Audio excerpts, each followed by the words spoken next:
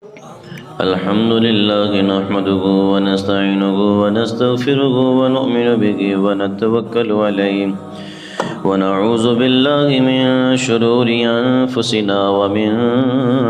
سيئات أعمالنا من يهده الله فلا مضل له ومن يضلله فلا هادي له ونشهد أن لا إله إلا الله وحده لا شريك له ونشهد أن سيدنا ومولانا محمدا عبده ورسوله قال الله تبارك وتعالى في الكلام المجيد أما بعد فأعوذ بالله من الشيطان الرجيم بسم الله الرحمن الرحيم يا أيها الذين آمنوا لا تتخذوا اليهود والنصارى أولياء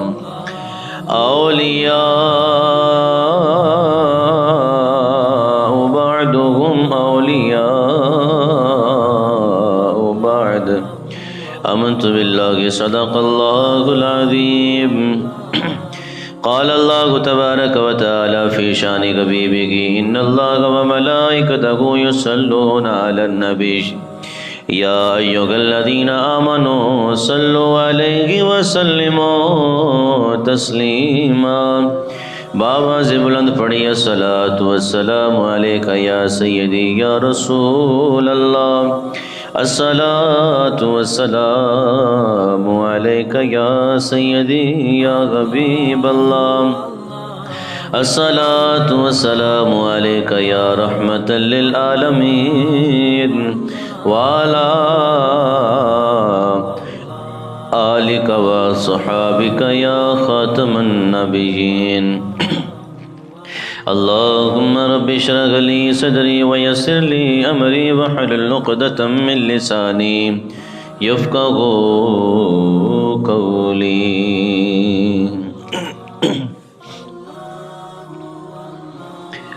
اللہ تبارک و تعالی کا حمد و ثنا اور درود حضور سرور کائنات مغفر موجودات احمد مجتبی حضرت محمد مصطفیٰ صلی اللہ تعالیٰ علیہ وسلم کے دربار گہر بار میں پیش کرنے کے بعد نہایت واجب القدر قابل صد احترام بزرگوں دوستوں نوجوان ساتھیوں، میں نے آپ احباب کے سامنے اللہ جل وعلا کے پاک کلام سے آیہ کریمہ تلاوت کرنے کا شرف حاصل کیا۔ دعا ہے کہ خلاق کائنات مجھے حق سچ بیان کرنے کی توفیق عطا فرمائے اور ہم سب کو سن سنا کے اس پر عمل کرنے کی توفیق عطا فرمائے۔ میری آج کی اس جمعۃ المبارک کی بابرکت ساعتوں میں گفتگو کا موضوع شان غوث اعظم رحمۃ اللہ تعالی علیہ۔ اللہ رب العالمین نے جہاں پر اپنے ولیوں کا ذکر فرمایا، وہاں پر ہمارے خالق و مالک نے یہود و نصارہ اور اسلام دشمن، دین دشمن لوگوں سے بھی دور رہنے کا حکم عطا فرمایا۔ اللہ رب العالمین نے پاک کلام کے اندر ارشاد فرمایا، یا ایھا الذین آمنوا لا تتخذوا الیہود والنصارى اولیاء، اے ایمان والو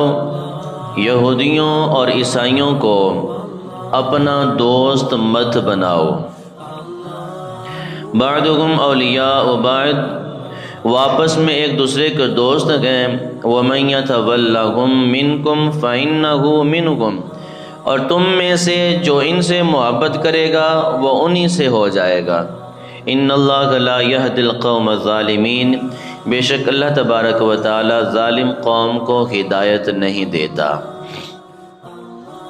خلاق کائنات نے قرآن پاک کے اندر واضح طور پر فرما دیا کہ یہود و نصارہ سے دوستی نہیں کرنی، یہود و غنود سے دوستی نہیں کرنی۔ جو حضور علیہ الصلوۃ والسلام کے دشمن ہیں، اسلام کے دشمن ہیں، ان سے دوستی نہیں کرنی۔ یہ منہ پہ تمہارے ساتھ کچھ اور ہوتے ہیں، جب تم سے پیٹھ پھیر کر اپنے گھروں کی طرف جاتے ہیں تو پھر کچھ اور ہوتے ہیں۔ آپ کے منہ پر اپنا ہونے کا دعویٰ کرتے ہیں اور جب اپنے دوستوں میں بیٹھتے ہیں تو پھر یہ پلاننگیں بناتے ہیں تو مسلمانوں کو کیسے شکست دینی ہے، مسلمانوں کو زیر کیسے کرنا ہے۔ رب العالمین نے فرمایا ایسے منافقین یہود و نصارہ سے دوستی کرنے کی کوئی ضرورت نہیں۔ کافر کوئی بھی ہو، کسی ملک سے تعلق رکھنے والا ہو، چاہے وہ چینی ہو، چاہے وہ جاپانی ہو، چاہے وہ یورپین ہو، کسی بھی خطہ ارض پر رہنے والا کافر یہود و نصارہ سے تعلق رکھنے والا بندہ ہو، وہ مسلمانوں کا کبھی بھی دوست نہیں ہو سکتا، کیونکہ حضور نبی کریم صلی اللہ تعالی علیہ وسلم نے ارشاد فرمایا الکفر ملت واحدہ۔ سرکار فرماتے ہیں جو کفر ہے نا، کفر چاہے وہ کسی بھی خطہ ارض سے تعلق رکھنے والا ہو، کفر کے اعتبار سے کسی بھی اپنا مذہب سے تعلق رکھنے والا ہو، تو وہ ایک ہی ہوتا ہے مسلمانوں کے خلاف۔ یہ ماں تو سوچیں کہ چین ہمارے ساتھ مخلص ہے اور جو جاپان ہے وہ مخلص نہیں ہے،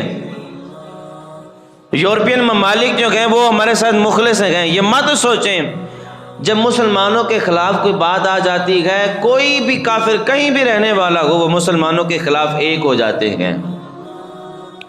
کمی تو ہے صرف ایک ہے کہ جہاں پر کافر مسلمانوں کے خلاف ایک ہو جاتے ہیں وہاں پر مسلمان ایک نہیں ہو سکتے۔ یہ سب سے بڑی ہمارے اندر خرابی ہے کہ مسلمان کبھی بھی ایک پلیٹ فارم پر کھڑے نہیں ہوئے، کہیں نہ کہیں ان کے درمیان پھوٹ پڑ جاتی ہے اور آپس میں ہی مخالفت شروع ہو جاتی ہے۔ اگر اتفاق ہو جائے تو پھر وہی بدر والا دور واپس آ سکتا ہے، پھر وہی خیبر والا دور واپس آ سکتا ہے، وہی احد والا دور واپس آ سکتا ہے، وہی مسلمانوں کی 14 صدیوں پہلے شان و شوکت واپس آ سکتی ہے۔ وجہ یہ ہے کہ ہم نے جو اکٹھ کرنا تھا وہ اکٹھ ختم کر دیا، ہم الگ الگ ہو گئے تو ہماری شان و شوکت ختم ہو گئی اور ہر بندہ ہمیں توڑنے کے لیے کھڑا ہو گیا۔ اگر ہم اکٹھے ہوتے تو پھر کافروں کو جرأت نہیں تھی کہ ہمارے خلاف کوئی سازش کرتا۔ میں چھوٹی سی مثال دیتا ہوں آپ کو، ہم باہر پھل لینے کے لیے جاتے ہیں، انگور کی مثال لے لیں۔ انگوروں کا گچھا جو ہوتا ہے نا، اگر گچھے کی صورت میں انگور لے تو مہنگا ملتا ہے۔ اگر ہم انگور ٹوٹے ہوئے دانے جو ٹوٹ جاتے ہیں، بکھر جاتے ہیں، نیچے گر جاتے ہیں، وہ بھی صاف ہوتے ہیں، خراب نہیں ہوتے، لیکن وجہ کیا ہوتی ہے؟ وہ ٹوٹ جاتے ہیں، الگ الگ ہو جاتے ہیں۔ اگر ہم دانے خریدیں تو پھر وہ سستے ملتے ہیں، دانے خریدیں تو وہ سستے ملتے ہیں۔ اس انگور کے گچھے نے ہمیں بتا دیا کہ اگر اکٹھے ہو کر رہو گے تو تمہاری قیمت ہوگی، اگر تم ٹوٹ جاؤ گے، بکھر جاؤ گے تو تمہاری قیمت کم پڑ جائے گی۔ اگر تم اپنی قیمت زیادہ کرنا چاہتے ہو، اپنی شان و شوکت کو بڑھانا چاہتے ہو، اپنے آپ کو عظیم قوم تسلیم کروانا چاہتے ہو تو پھر اکٹھے ہونا پڑے گا۔ کفر کے مقابلے میں پھر کفر کی آنکھوں میں آنکھ ڈال کر بات کرنی پڑے گی، ان کو بتانا پڑے گا کہ ہم ٹوٹے ہوئے نہیں، ہم ایک قوم ہیں، پھر کافر ہم سے ڈریں گے۔ اگر ہم بکھر گئے انگور کے دانوں کی طرح تو پھر ہماری قیمت ختم ہو جائے گی، کافر تو یکجا ہو جائیں گے، ہمارے خلاف سازش کر لیں گے، لیکن ہم ٹوٹ کر اپنا معیار توڑ لیں گے، معیار ختم کر لیں گے۔ اگر ہم ان کے مقابلے میں کھڑا ہونا چاہتے ہیں تو پھر ہمیں ایک قوم ہونا پڑے گا، ایک قوم ہونا پڑے گا۔ ہم پاکستانی ہیں، ہم بھی اپنی پارٹیوں میں بٹے ہوئے ہیں، کسی سے پوچھ لیں بھی آپ کون ہیں، کس کے ساتھ ہیں، وہ یہ نہیں کہے گا پاکستان کے ساتھ ہیں کہ پی ٹی آئی کے ساتھ ہوں جی، میں نون لیگ کے ساتھ ہوں، میں تو پی پی کے ساتھ ہوں، میں تو لبیک کے ساتھ ہوں، بٹے ہوئے ہیں۔ کبھی ہم نے سوچا بھی نہیں یار ہم نے یہ بھی کام کرنا تھا، لیکن یہ کام ہمارے اندر ڈیولپ کر دیا گیا ہے کہ ہم پارٹیوں میں بٹ گئے۔ پاکستانی نہیں، پاکستانی بعد میں کہلاتے ہیں کہ پارٹیاں پہلے کہلاتی ہیں۔ خدا کی قسم اگر ہم یہی پاکستانی کہلاتے، پارٹیوں سے نکل جاتے، تو پھر کافر بھی ڈر جاتا، نہیں یہ پارٹیوں میں نہیں، یہ پاکستانی ہیں،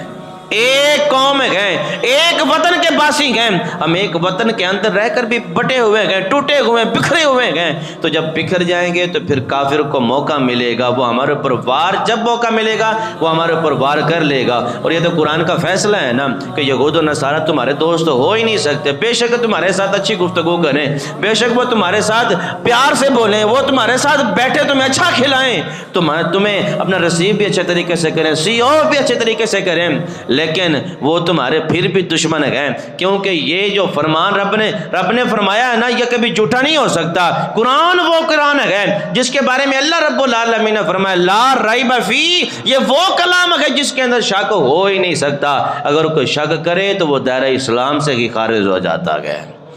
وہ دائرہ اسلام سے ہی خارج ہو جاتا ہے۔ جو قرآن میں رب العالمین نے فرما دیا وہ حق اور سچ ہے۔ قرآن کی تعلیمات پر عمل کریں گے تو ہماری دنیا بھی سنورے گی اور ہماری آخرت بھی سنورے گی۔ یہودیت کی اگر بات کی جائے، یہودی قوم سب سے خطرناک قوم ہے، اسرائیلی یہودی یہ سب سے بڑی خطرناک قوم ہے، کیونکہ باقی جتنے بھی لوگ تھے نا انہوں نے امتیوں کو قتل کیا۔ جو یزید تھا اس نے حضور نبی کریم صلی اللہ تعالی علیہ وسلم کے شہزادوں کو شہید کیا۔ جو فرعون تھا اس نے قوم کے بچوں کو ذبح کیا۔ جو نمرود تھا اس نے بھی قوم کے بچوں کو ذبح کیا۔ یہودی ایسے ذلیل قوم ہے جو نبیوں کو شہید کرتی رہ گئی، نبیوں کے ساتھ مخالفت کرتی رہ گئی۔ اللہ رب العالمین نے جب یہودیوں نے حضرت عیسیٰ علیہ السلام کو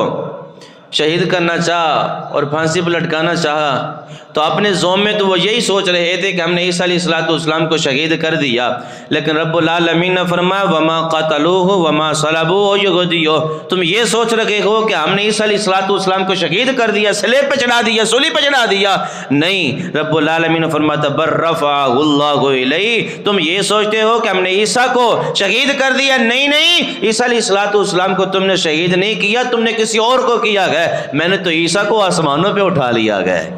بر رفعہ اللہ الیہ، ہم نے عیسیٰ علیہ السلام کو آسمانوں پہ اٹھا لیا گیا۔ اگر یہودیت کی بات کریں، یہودی حضور علیہ السلام کے دور کے اندر بھی تھے اور حضور علیہ السلام کو تکلیف دینے سے بھی پیچھے نہیں رہے۔ خیبر کا موقع تھا، ایک یہودی عورت حضور نبی کریم صلی اللہ تعالی علیہ وسلم کی بارگاہ میں بکری کی ران لے کر آئی، اور اس بکری کی ران کے اندر زہر تھا۔ جب وہ بکری کی ران حضور علیہ السلام کے سامنے آئی نا تو حضور علیہ السلام کے سامنے پہنچی گئی تھی بکری کی ران سے، بکری زندہ ہو، بندہ سوچتا ہے یار کسی طریقے سے یہ بتا سکتی ہے کہ میرے اندر زہر ہے، بے شک بے زبان ہو، زندہ ہو، جان ہو، لیکن ہم سوچ سکتے ہیں کہ یہ بول سکتی ہے، لیکن یہ حضور نبی کریم صلی اللہ تعالی علیہ وسلم کا معجزہ ہے کہ بکری کی ران وہ بھی بھونی ہوئی حضور کی بارگاہ میں پیش کی گئی، تو اس ران سے آواز آئی آقا مجھے نہ کھائیے گا، میرے اندر زہر ہے، میرے اندر زہر ہے۔ یہ یہودی تو ایسے خطرناک قوم ہے جو نبیوں کو بھی شہید کرنے سے دریغ نہیں کرتے تھے، نبیوں کو بھی تکلیفیں پہنچاتے رہ گئے۔ خطرناک جو قوم ہے نا، خطرناک قوم وہ یہودیت ہے، جنہوں نے نبیوں کو شہید کیا، نبیوں کو تکلیف دی۔ تو اللہ رب العالمین نے فرمایا کہ تم نے یہود و نصارہ سے دوستی نہیں کرنی، یہود و نصارہ کو اپنا یار سجن پہلے نہیں بنانا۔ کس کو بنانا ہے؟ اللہ رب العالمین نے فرمایا الا ان اولیاء اللہ لا خوف علیہم ولا هم یحزنون، رب العالمین نے فرمایا اگر تم نے دوست بنانا ہے، یار پہلے سجن بنانا ہے، کسی کے ساتھ سنگت قائم کرنی ہے، کسی کے ساتھ نسبت قائم کرنی ہے، تو آؤ میں تمہیں بتاتا ہوں کس سے سنگت قائم کرنی ہے۔ رب العالمین نے فرمایا وہ میرے ولی ہیں، وہ میرے ولی ہیں، نہ کہ ان کو کوئی خوف ہے، نہ کہ ان کو کوئی غم ہے، نہ کہ ان کو کوئی خوف ہے اور نہ کہ کوئی غم ہے۔ تو رب العالمین نے فرمایا جو میرے ان ولیوں کے ساتھ نسبت قائم کر لے گا، میرے ولیوں کے ساتھ اٹیچ ہو جائے گا، میرے ولیوں کی دہلیزوں پہ آ جائے گا، جس طرح میں نے ان کو بے خوف و خطر رکھا ہوا ہے، نہ ان کو کوئی خوف ہے نہ ہی کوئی غم ہے، جو ان کے ساتھ نسبت قائم کر لے گا، ان کے لڑ لگ جائے گا نا، رب فرماتا ہے اس کو بھی میں بے خوف اور بے غم کر دوں گا، بے خوف اور بے غم کر دوں گا۔ تو پھر اچھی بات نہیں ہے کہ ایسے لوگوں سے نسبت قائم کریں، ایسے لوگوں کے ساتھ جڑ جائیں جن کے ساتھ جڑنے سے دنیا کے اندر خوف ختم ہو جاتا ہے اور حشر کا غم ختم ہو جاتا ہے۔ تو یہود و نصارہ سے رب العالمین نے فرمایا دوستی مت کریں، دنیا پہ بھی نقصان ہے، ایمان کھو بیٹھیں گے، ایمان ختم ہو جائے گا اگر یہود و نصارہ سے دوستی کی۔ قبر میں جائیں گے تو وہاں مصطفیٰ کی پہچان نہیں ہوگی، حشر کے دہاڑے جائیں گے تو مصطفیٰ کی شفاعت نہیں ملے گی۔ اگر ایمان بچانا چاہتے ہیں تو پھر اولیاء اللہ سے دوستی کریں، اگر قبر میں مصطفیٰ کی پہچان چاہتے ہیں تو اولیاء اللہ سے دوستی کریں، اگر کل قیامت کے دہاڑے چاہتے ہیں کہ مصطفیٰ شفاعت فرما کے جنت میں لے جائیں تو پھر حضور سے بھی پیار کریں، حضور سے پیار کرنے والوں سے بھی پیار کریں، حضور سے پیار کرنے والوں سے بھی پیار کریں، اسی کے اندر کی عافیت ہے۔ اگر قرآن پاک کے اندر ہم دیکھیں نا تو نسبت کا بہت بڑا اثر ہے، نسبت کا بہت بڑا مقام ہے۔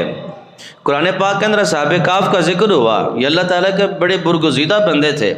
اصحاب کہف۔ اصحاب کہف کے ساتھ جب ایک کتے کی نسبت ہو گئی نا تو اللہ رب العالمین نے اس کتے کو بھی جنتی فرما دیا، اس کتے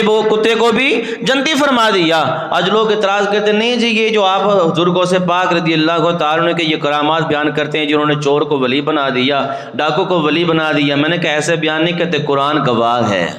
قرآن گواہ ہے۔ اگر اچھے لوگوں سے نسبت ہو جائے تو رب جنت دے دیتا ہے، رب جنت دے دیتا ہے۔ یا جب کتا نسبت قائم کر لے اللہ کے ولی سے، برگزیدہ بندے سے، اللہ کتے کو جنت عطا فرما دیتا ہے۔ اگر بندہ اللہ کے ولی سے نسبت قائم کر لے اس کو جنت کیوں نہیں ملے گی، اس کو جنت کیوں نہیں ملے گی؟ تو حضور غوث پاک رضی اللہ تعالیٰ عنہ کا بڑا مقام ہے، بڑا مرتبہ ہے، بڑا مرتبہ ہے۔ حضور غوث پاک رحمت اللہ کے تعالی کی بارگاہ میں کوئی بھی آیا، کہیں سے آیا، چاہے وہ چور ہی کیوں نہیں تھا، چاہے وہ ڈاکو ہی کیوں نہیں تھا، چاہے وہ رازن ہی کیوں نہیں تھا، راہگیر ہی کیوں نہیں تھا، جب حضور غوث پاک کی بارگاہ میں آیا حضور غوث پاک نے نظر فرمائی، تھا چور، آیا تھا چور تھا لیکن جب گیا تو ولی بن کے گیا، آیا تھا ڈاکو تھا جب گیا ولی بن کے گیا، آیا تھا تو گناہ گار تھا جب گیا تو متقی بن کے گیا۔ یہ مقام اور مرتبہ گئے۔ اور حضور غوث پاک رحمت اللہ کے تعالی کا ایک مقام یہ بھی ہے کہ جتنی بھی کرامات ہم بقیہ اولیاء کے اندر دیکھتے ہیں، اگر وہ ساری کی ساری کرامات اکٹھی کی جائیں تو وہ ساری کی ساری کرامتیں حضور غوث پاک میں نظر آتی ہیں، حضور غوث پاک میں نظر آتی ہیں، کیونکہ حضور غوث پاک رضی اللہ تعالیٰ عنہ یہ ولیوں کے امام ہیں، غوث اعظم ہیں، ولیوں کے سردار ہیں۔ جیسے اللہ رب العالمین نے نبیوں کے اندر حضور کو مقام اور مرتبہ عطا فرمایا، حضور کو مقام مرتبہ عطا فرمایا، اسی طرح ولیوں کے اندر اللہ رب العالمین نے حضور غوث پاک کو مقام اور مرتبہ عطا فرمایا۔ اور حضور غوث پاک رحمت اللہ کے تعالی کا جو گھرانہ یہ عام گھرانہ نہیں ہے، آپ کے گھر کا ہر فرد ولی تھا، حضور غوث پاک کے گھر کا ہر فرد ہی ولی تھا۔ نمک کی کان ہو نا، اس کے اندر کوئی چیز بھی گر جائے، کوئی چیز بھی گر جائے، چاہے وہ جاندار ہو بے جان ہو، کچھ دیر بعد وہ بھی نمک بن جاتی ہے،